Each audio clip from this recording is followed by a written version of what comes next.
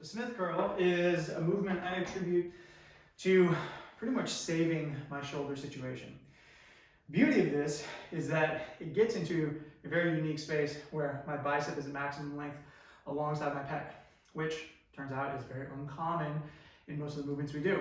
So if you have dysfunction through that range of motion, man, oh man, this is gonna help like crazy. Now, when you start this, it might be very uncomfortable. So uncomfortable that I started this with 5 pounds and slowly worked my way up to 20 and 30 pounds. But do not be shy about using lighter weight if this is sticky and problematic. Let's set up an incline bench. We'll talk about what you do if you don't have an incline bench. Set to about this high. Now, if I go one higher on this particular bench, this is too high, it doesn't really work. But if I go one lower, it still works. So I have freedom basically from here to here. That's totally fine. So this is, let's call this about 30 degrees. Your mileage may vary based on what kind of bench you have.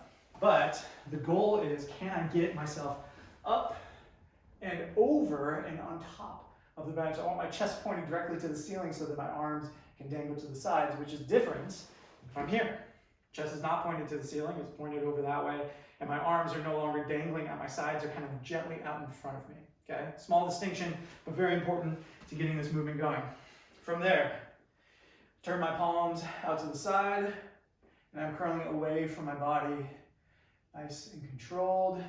I don't really need to go up any higher than this, there's nothing here for me, because it deloads, and then stretch all the way out to the bottom. I can feel this in my chest. This feels amazing. I just want to hang out here for a second, but onwards we go with the demo.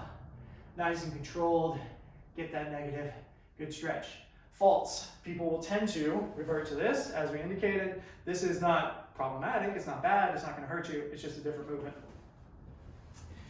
Once I get up there, what tends to happen is either the arms continue to travel kind of through this direction here. Again, not bad. It's just not the intent.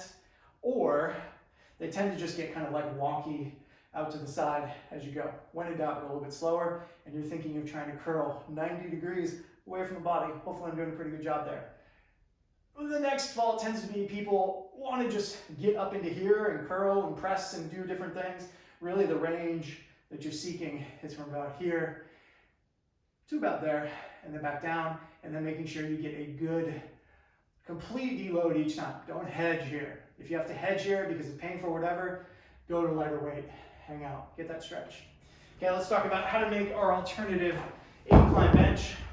So if you have a stack of plates, or you have a box, you can imagine that I make myself a little mountain of stuff. I've got my ordinary bench, and I can get it to about this height, and I'm rocking and rolling. It's about the same height as the other bench. Go slow, control the movement, use light weight, make sure your setup is correct, and the Smith curl is amazing for opening up the chest and getting some good sneaky gains across the bicep.